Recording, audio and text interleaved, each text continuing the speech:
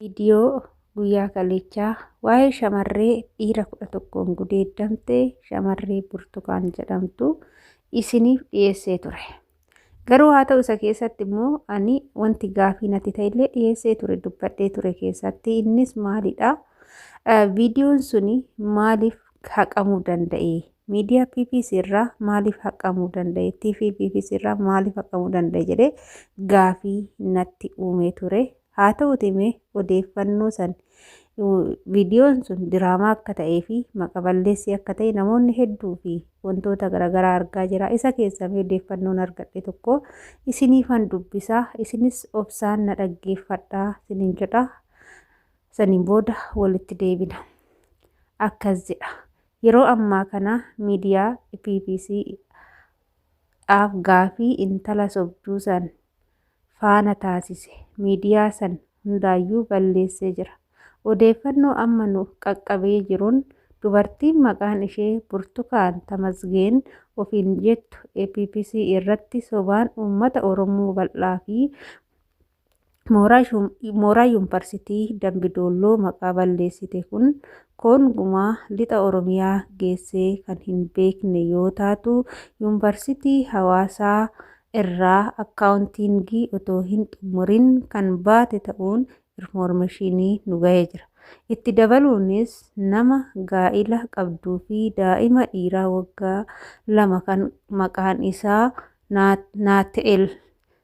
Naati'el Simachoo jedhamu qabduu fi abbaan manaa ishee buna baankii Aanxaanaa Taraa hojjetu ta'uu ragaan nu qaqqabee informeeshiniidha. Manni jireenyaa ishee kan abbaa warraa ishee waliin keessa jiraatan Kaattaa fi Buraayyuu gidduu naannoo Kidaanarbatiidha. Lafti viidiyoon sun itti waraabame ammoo Addis Safariitti ta'uun ibsamuun mana dhoksaa abbaa manaa ishee dhokatee kireeffatee keessatti jedhameera.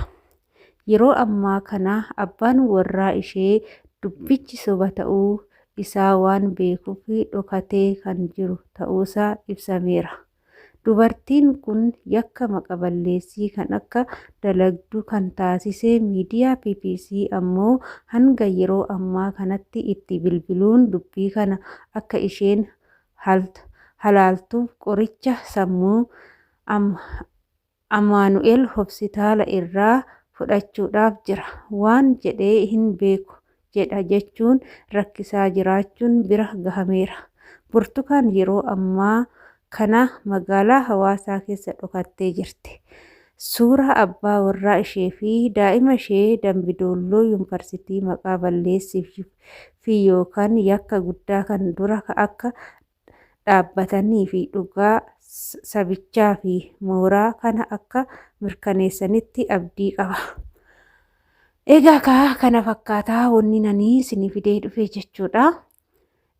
Dubbichi sunii fi viidiyoon sun diraamaa akka hojjetamee fi akka soba ta'ee fi akkasumas yuunivarsiitii Dambidolloo akka maqaa balleessan akkasumas anillee shakkee ture. Viidiyoon suni gadhiifamuu fi haqamuun tokko garuummoo uummanni miidiyaa kanaa hin beektu. Wanni tokko yoo gadi dhiifame daqiiqumatti jechuudha wanti suni kan qabamu jechuudha miidiyaa irratti een turu yoosuma faca'ee jechuudha miidiyaa irra. Anuyyuu laaluu fi baduun tokko ta'ee banne viidiyoon echa dhaqe jedhee gizee 2 gizee 3tti deebi'ee yoo laalu hin jiru jechuudha. Haqamee jira. Namni muree kan fudhateen alatti kan PPC'n qaxxitaa dabarse hoggasuma haqame jechuudha. Isarratti viidiyoon hojjedhe keessattis viidiyoon kuni maaliif haqame? Viidiyoon kun haqamuun mirga dubartii dhoksuudha. Dubartiin kun miidhamni hagana ga'u irra ga'ee akkamitti dhokata kan jedhu ana gaafii natti uumee ture. Osoo wanti kun dhugaa ta'e viidiyoon sun hin haqamu jechuudha. Shamarreen tun gargaarsa barbaaddi, yaalamuu barbaaddi, nama ta'e qaamni ishii nama qaama dhiiraa hedduudhaan nama gudeeddamte taate haala kanaan akkamitti sagaleen ishii dhokata jedhee baay'ee tokko natti dhagaamee ture. Kun immoo maaliif dhugumatti shamarreen tuni sagalee yoo dhabde yoo dubbatamuu fi baate shamarran taawwan irrallee rakkoo yoo ga'e boru sagalee namni ta'uuf hin jiru hin argamu kan jedhu natti dhagahame viidiyoo san hojjedhee tureyyuu jechuudha. Amma garuu namoonni hedduu fi miidiyaan hedduu dubbiin kun sobaadha jedhanii afaan garaagaraatiin akka dubbachaa jiranii fi akka maqaballeessii akka ta'edha. Shamarreen tunis dhokattee akka jirtu gaa'ila ijaarrattee akka abbaa manaa ishee wajjin jirtuu fi wanti ishiin dubbatte kun hundumtuu soba ta'uusaa yuunivarsiitii ishiin jettu kanatti unkaa yuunivarsiitii kanatti barachuu miti mooraa yuunivarsiitichaa seenuu miti ishiin kan baratte iddoo biraa kan leenjiteen akkaawuntiingii osoo hin xumuriin ba'uusaa daa'ima waggaa 2 qabaachuu ishii kuni hundi isaatu namoonni hedduun sirriitti ibsanii jiru. Akkasumas namoonni qaaman nan beeka jedhanis jiru jechuudha mucayyoo tana. Kanaafuu sobni agana ga'u maaliif barbaachisa? Yoo rakkina ta'e yoo kan rakkattu ta'e qaxxituma akkana rakkoon akkana na mudatee jira uummanni miidiyaa na gargaara daa'ima koo guddifachuu dadhabe jira jedhanitis dubbachuun ni jira jechuudha malee wanta soba ta'e tokko dhiyeessuun maaliif barbaachise? Kuni mirga shamarranii tuqsiisuudha. Boruufillee immoo namni biraa akka sagaleen arganne taasisuudha. Shamarri takka miidhamtee gadi baatee miidhama san himatte dubbiin kun sobaadha, diraamaadha, hin sobdii akka jedhamuuf immoo maaliifidha? Wanta kallattiidhaan dhugaa ta'e tokko yoo dhiyeessanii kallattumaan inni dhiyaate sun dhugaadhaan sagalee argachuu danda'a. Wanti immoo sobaan immoo qanabbarame wanti sobaan jireenya namaa keessa seenu wanta nama fayyadu tokkollee hin jiru. Kanaan maaliif barbaachise? Sobni agana ga'u kun hundi maaliif barbaachise kan jedhu ani baay'ee komii dhiyeeffadhee jira. Dhugaa rabbisin hin jedha. Jalqaba irratti baay'ee natti dhagahame viidiyoo sun shamara ta'uu kiyya hagan jibbuu bira ga'een jira jechuudha. Wanti kun akkamitti shamarra mirgi shamarranii agana hunda Itoophiyaa keessatti dhiibbame boru akkamitti jiraata dhalli anillee sedhoo kanarra ga'uu dhabuu danda'a dhalli koo akkamitti jiraatti jedhee baay'ee natti dhagahamaa ture.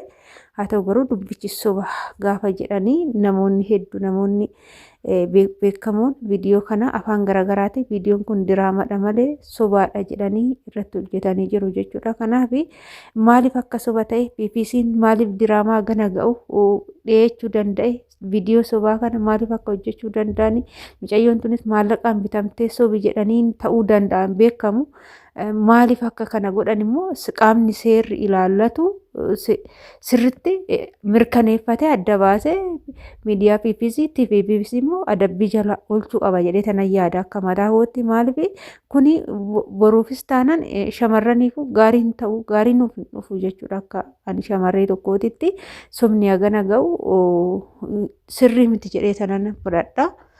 Kana fakkaata dubartiin heerumtee abbaa manaa qabdu tokko yoo rakkoon jiraate kallattiidhaan rakkina ishii san ibsachuudha malee maqaballeessii agana ga'u kun ishee sirrii miti jedha akka mataa kootti akka yaada mataa kootti ka'anii akkasii hordoftoota kiyya viidiyoo kiyyaa ganaaf galee fi agan hubadhee irraa isinii ibse.